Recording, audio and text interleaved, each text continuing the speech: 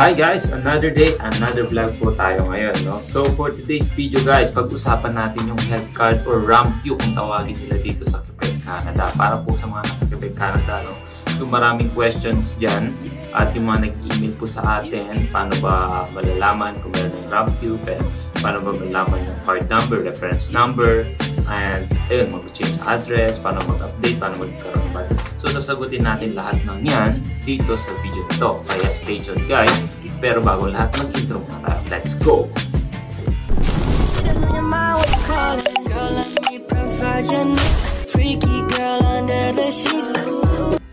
So for today's, medyo nagugutom na rin ako, no? Kasi mag 6 o'clock na. So 6:30 magre-resume ako ng work and meron din akong online. Nagsasabay ko siya. So pag-uusapan natin yung susunod sa mga French class na para dito sa Quebec. So for today's vlog muna guys, pag-usapan natin yung sa RAMQ. Okay, sino po ba yung may mga RAMQ na dito guys? Okay, ang RAMQ guys, ito po yun. Napakita ko dito. Ganito po yung tsura niya, no? Napapakita ko na lang po ang. Ayan. Tatapak ko lang po yung number. Ayan. Kumbaga ito po yung RAMQ. Ang RAMQ na ito po yung kaunang-unang RAMQ ko na na-receive. Okay, na-receive ko po siya noong March, first week ng March. Okay, so, pero nung dumating kami dito, wala kaming RAMQ. Meron kami dito yung Blue Cross or yung travel insurance. Yun muna kasi yung ibibigay sa inyo ng mga agency dito for temporary habang yung application nyo on processing pa lang dun sa RAMQ. Siyempre, pagdating nyo po dito is mag-a-apply kayo nun. It's either yung agency nyo na may kasalo sa inyo dito or personal kayo pupunta doon. Nakadepende po yun sa company na pinagtatrabahuan po natin. Kasi sa amin, meron po nag-assist sa amin. Sila po yung Levon Jackson. Sila po yung nag-assist sa amin ng mga documents and then nag-attay na lang po ako ng card ko. So ngayon, nagpa-follow up ako sa kanila kasi nung bago mag-March, wala pa yung yung first week ng March, wala pa rin siya. So, March 6 ko siya na-receive. So, nagtawag ako sa kanila. And gano'n lang po guys, tawag lang po kayo. Dito sa RAMQ guys, ayun po, tatawag po kayo guys. No? May online sila pero complicated kasi nasa France. Pwede naman siya i-translate through computer pero mas maganda po call kayo. Saka nakalagay naman po dun sa website nila na tumawag kayo once magkaroon kayo ng mga unnecessary changes tulad ng mga case address, moving Quebec, moving another part of Canada, going outside of Canada. So, ayun po, lagi po tayo mag-i-inform dito sa RAMQ natin kasi importante po yun. Lalo na po kung uuwi po tayo ng Pilipinas, mag-i-inform po tayo lagi. Change ng address, mga ganyan.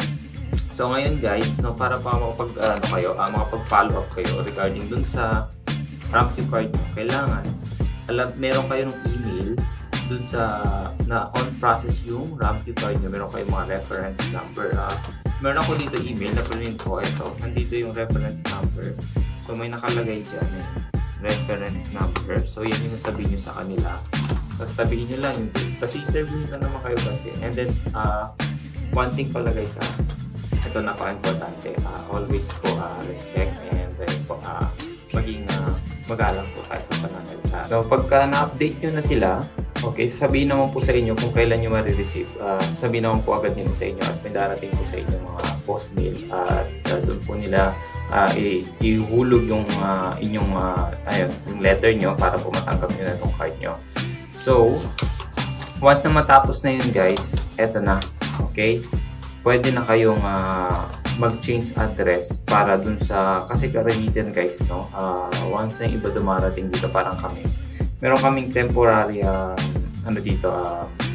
location kung saan muna kami tumira para at least nasa ganun habang nag-aayos kami ng mga documents, dun lahat yung mga address namin. So, nung lumipat na kami, ayan.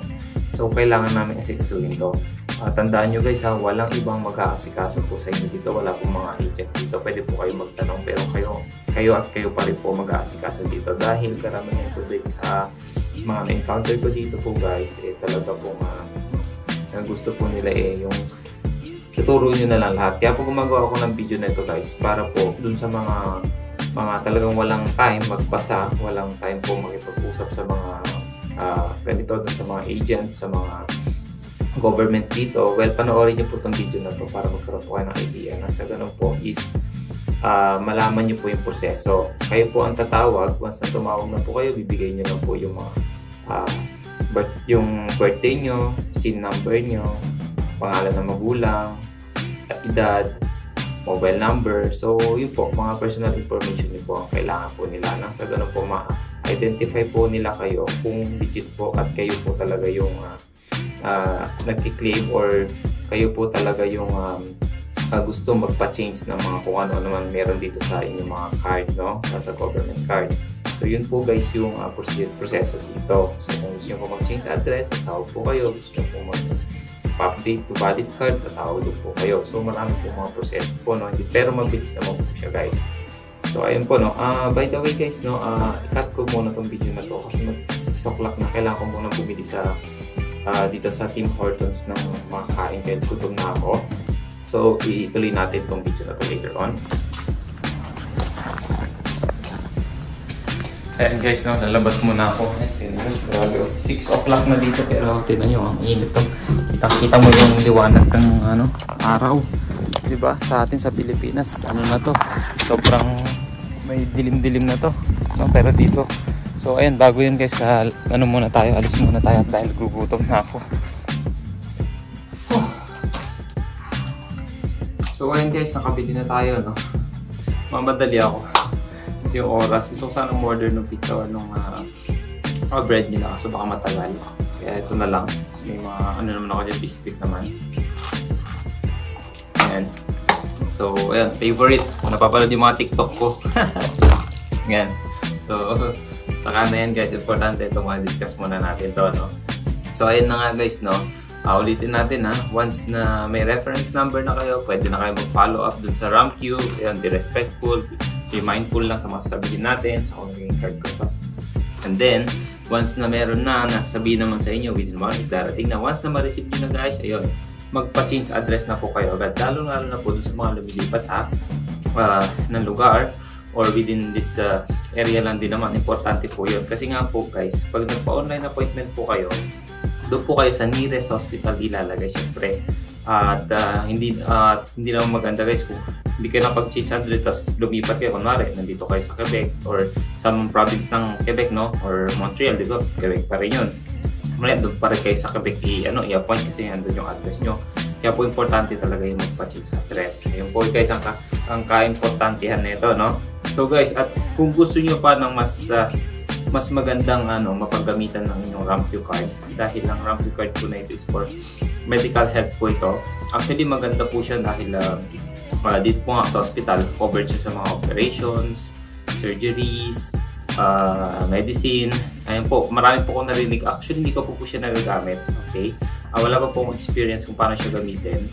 Pero this coming Friday, alam ko hindi siya covered ng dentist, pero ito-try ko. Meron akong appointment on Friday. Nag-inquire ako, sabi sa akin dahil ko daw lahat ng mga papers ko para pakita sa kanila na kung meron akong makukuhang less. Kasi alam naman natin guys, dito sa Quebec, sa Canada, kahit sa part, napakamahal ng check-up, no? Dentist. Kasi ang proseso dito guys, para po sa mga hindi nakakalam, no? Kasi nag-inquire na po ako ng 3 dental clinic dito. Okay? Ang dental clinic dito is merong bayad para dun sa check-up. Hindi unlike sa atin na diretso na, titignan lang, isang bayad na.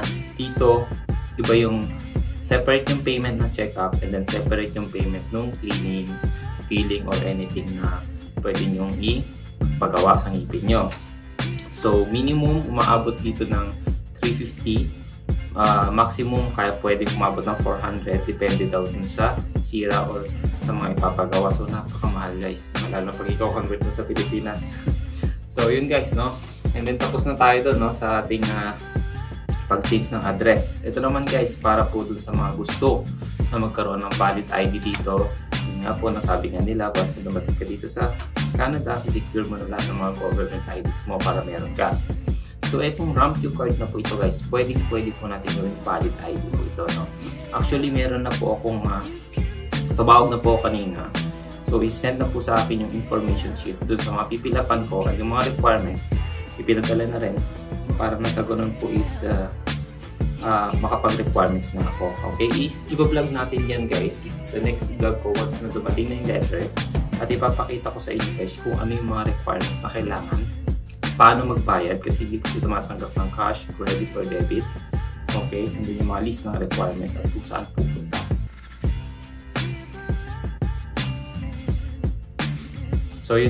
So yun po guys, no, ang aking mga na-experience dito sa aking RAMQ, at napakaganda naman po. Ang maganda po dito sa RAMQ talaga is ayun, secured po talaga yung health natin.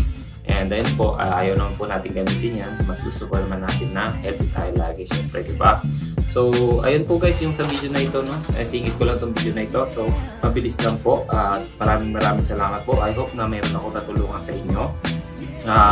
At nakatulong itong video na to, at dun sa mga baguhan po na gustong malaman kung ano ba yung mga detalye sa RAMQ at paano ba mag-change, panoorin nyo na po itong video na ito. No? Maraming salamat po guys. See you.